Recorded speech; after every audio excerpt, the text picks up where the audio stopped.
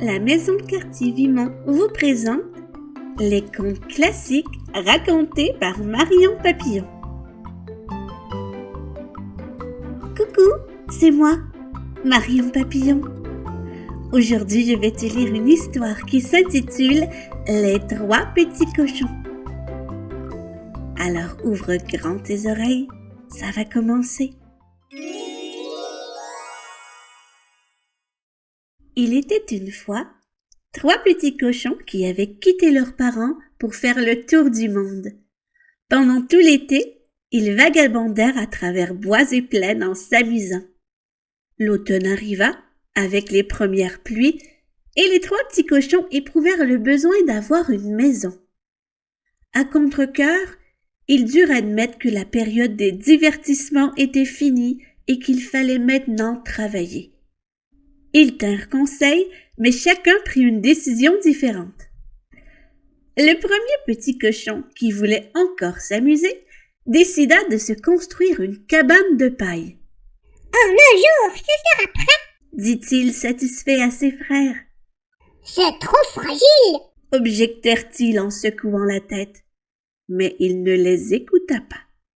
Le deuxième cochonnet, moins paresseux, alla chercher des planches sèches et à coups de marteau, il les assembla en 2 jours. Mais la maisonnette de bois ne trouva pas l'approbation du troisième petit cochon qui décréta « On ne peut pas construire une maison de cette façon. Cela nécessite beaucoup de travail pour bâtir quelque chose qui résiste au vent, à la pluie et surtout qui nous protège du loup. » Les jours passèrent et la maison du troisième petit cochon s'élevait lentement, brique après brique. Ses frères se moquaient parfois de lui. « Tu travailles trop. Viens t'amuser avec nous. » Mais il refusait. « Je veux d'abord finir ma maison. Elle doit être solide. Après seulement, je songerai à m'amuser. » Quelque temps plus tard, l'un des frères remarqua qu'un gros loup avait laissé des traces dans les environs. Alertés, ils se réfugièrent chez eux.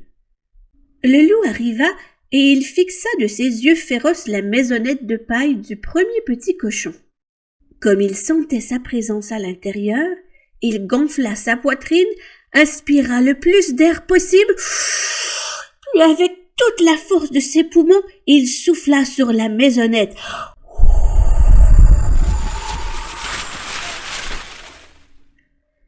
La paille entassée par le naïf cochonnet sur de fragiles supports ne résista pas à cette terrible rafale.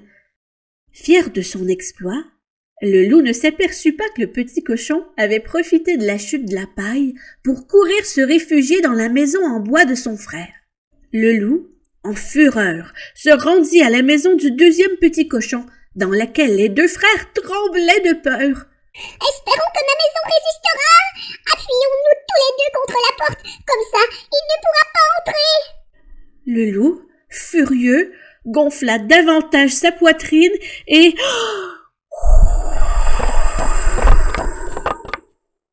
La maisonnette en bois s'écroula comme un château de cartes. Heureusement, les 2 cochonnets eurent le temps de se rendre en courant à la maison de leur frère qui ouvrit la porte avant de la refermer rapidement. Juste à temps, car le loup s'élançait déjà furieusement contre celle-ci. Cette fois-ci, le loup resta perplexe. La maisonnette lui semblait plus solide que les 2 autres. Il essaya de souffler à plusieurs reprises.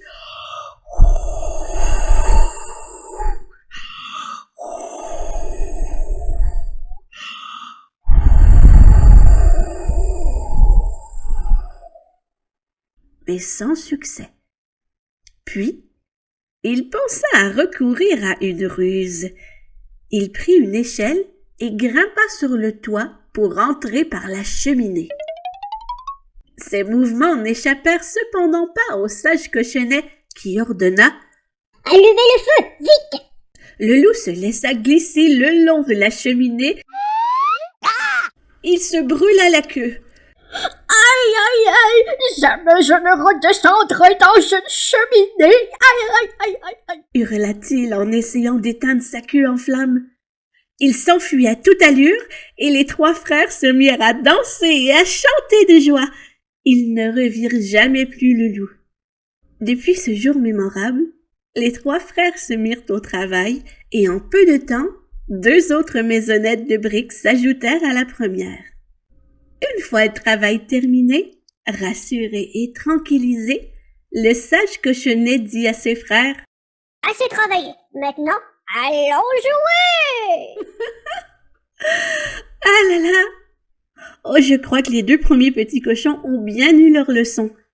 Parfois, ça vaut la peine de travailler un petit peu plus fort, qu'est-ce que tu en dis? C'est déjà tout pour notre histoire d'aujourd'hui. Je te dis à la prochaine et bisous papillonnés! Mouah!